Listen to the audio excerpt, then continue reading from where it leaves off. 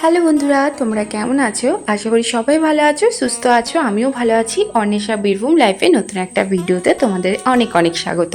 আর যারা আমার চ্যানেলে নতুন তাদেরকে আমার অনেক ভালোবাসা। তো ভিডিওটা শেষ পর্যন্ত দেখতে থাকো। শেষে কিন্তু প্লিজ কমেন্ট করতে একদম ভুলো না। আর হ্যাঁ, অবশ্যই যারা ফেসবুক থেকে দেখছো তারা প্লিজ পেজটা ফলো করে দিও। আর যারা ইউটিউব থেকে দেখছো তারা কিন্তু সাবস্ক্রাইব করে দিও, ভুলে যেও না কিন্তু। আর হ্যাঁ, অবশ্যই কিন্তু ভালো করে বলবে আমার কেমন হয়েছে কিন্তু ভিডিওটা। তো যাই হোক, তো ভিডিওটা দেখতে থাকো পুরো ভিডিওটা। তো সকাল সকাল সবারই সংসারে যেমন কাজ থাকে আমিও শুরু করে দিয়েছি সকাল থেকে। আদা জল খেয়ে না, মানে আদা জল খেয়ে নয়, চা খেয়ে শুরু করেছি। তো এদিকে দেখো ঘর ফর ঝাড় দেওয়া হয়ে গেছে প্রায় শেষের দিকে। এবারে ঘরটা ফটাফট করে মুছে নেবো, তাহলে ঘরের পরিষ্কার পরিচ্ছন্নতা অনেকটা কমপ্লিট হতে থাকে, মানে অনেকক্ষণ লেগেছি। তো এদিকে ঘরে অনেক ঝুল হয়েছিল জানো তো, আজকে তো ঝুল ফুলগুলো ঝেড়ে নিলাম।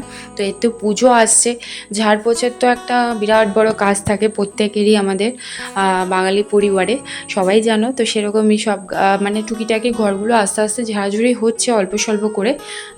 এখন সকালবেলায় ঘরটা ভালো করে ঝাড় দিয়ে মুছে করে নিচ্ছি। তারপরে আবার মানে ফাঁকা টাইম হলে তারপরে আবার রান্না হয়ে গেলে তারপরে আবার কিছু ঝাড়পোছ করা হবে সন্ধ্যাবেলায়, কিছু জিনিস মোছা হবে, এরকম করে আর কি টুইটাকি কাজ এগোনো হচ্ছে একসাথে অনেকগুলো। মানে সকাল থেকে করতে গেলে কি রান্না বান্না কিছুই হবে না, তখন খেতে তো হবে, তারপরে তো এনার্জি পাবো। তার জন্য ওদিকে যেহেতু সকালবেলা রান্নাবান্না আছে সেজন্য সকালবেলা যেটুকু ঝাড়পোছ করে নিলাম। তারপরে সন্ধ্যাবেলাতে বা বিকালবেলা থেকে যেহেতু ফাঁকা থাকে তখন সেগুলো পরিষ্কার করে নেবো, সেটাই ঠিক করেছি আপাতত। এদিকে এক এক ঘর করে পরিষ্কার করা হচ্ছে। আর আমার দেখো এইদিকে ঘরটাও মোছা হয়ে গেছে। আর এই ঘরটা যে কবে ভাই প্লেন হবে আমি এখনও পর্যন্ত জানি না।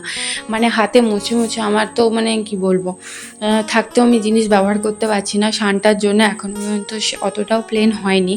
তো এদিকে আমার ঘর মোছা হয়ে গেছে। এদিকে আমি সবজি নিয়ে বসে পড়েছি সবজি কাটতে। আর আজকে হবে করলা আলু সেদ্ধ, সেই জন্য করলা সেদ্ধ করতে দেবো। আর আলু কাটছি আজকে, আলু ভেন্ডি আর সয়াবিন দিয়ে একটা তরকারি, যেটা আমার বেস্ট লাগে। ভেন্ডি সানা আর ভেন্ডি তরকারি যাই বলবে, ভেন্ডিটা আমার মানে ভালো লাগে। গ্রীষ্মের যে সবজি থাকে কি পটল থাকে, ঝিঙে থাকে, এগুলো আমার একদম ভালো লাগে না। যাই হোক, ভেন্ডিটা খুব প্রিয়। এই সবজি কেটে নিয়েছিলাম। আর যেহেতু দুদিন ধরে বৃষ্টি পড়ছিল কোনো কিছুই ভালো করে শোকাতে পারছিলাম না, তার জন্য এদিকে যেসব শুকনো জিনিসগুলো ঘরে মিলেছিলাম সেগুলো একটু দেখলাম যে হালকা রোদ দেখা দিচ্ছে, হালকা হাওয়া দিচ্ছে, তো ভাবলাম বাইরে একটু মিলে দিই, তাহলে ওই মানে একটু ভাত যেরকম শুকিয়েছিল সে তাতে একটু ভালো থাকবে।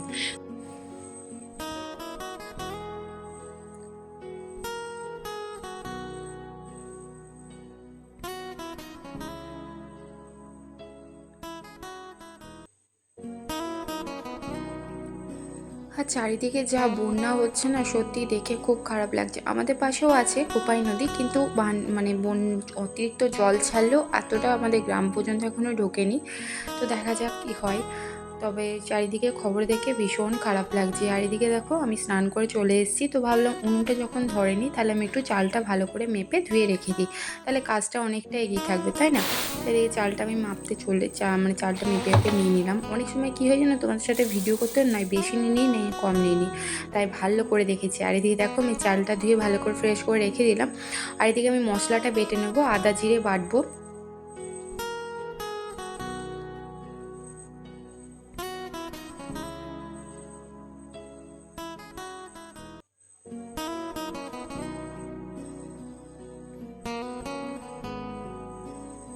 মশলা বাটতে বাটতে এদিকে আমি জলটা বসিয়ে দিয়েছিলাম, উনুনটা ধরে গেছিলো বলে জলটা গরম হয়ে গেছে, তাই ভাবলাম চালটা দিয়ে দিই, তাহলে তাড়াতাড়ি ভাতটা ফুটে যাবে। এই তরকারি করতে বসে গেছি। তোমাদেরকে আগেই বলেছিলাম আজকে সয়াবিন আলু আর মানে ভেন্ডি দিয়ে তরকারি করব। আর সেই ছোট্ট ছোটো সয়াবিনগুলো দিয়েছিলাম। এদিকে সব সবজিগুলো আলাদা করে ভেজে ভেজে নিয়ে রেখে দিয়েছি আলাদা বাটিতে। আর এদিকে ফোড়ন দিয়ে আদা জিরে বাটা আর একটা এমনি সবজি মশলা বাবা নিয়ে আসে সেটাও দিয়ে দেবো। এদিকে হলুদ দিয়ে দিলাম, আর দিয়ে দেবো 1 চামচ মতো নুন, মশলাতে যতটুকু লাগবে, কারণ এখন পুরো পরিমাণ মতো দেবো না। এদিকে দেখো জল দিয়ে দিলাম, কারণ মশলাটা তলকে লেগে যাচ্ছিলো। আর এদিকে তোমাদেরকে বললাম যে বাবা বাজার থেকে যে লুজ মশলাটা নিয়ে আসে, মশলা যেখানে পেশাই হয় সেখান থেকে, তো ওটা দিলে বেশ ভালো সেন্ট হয়।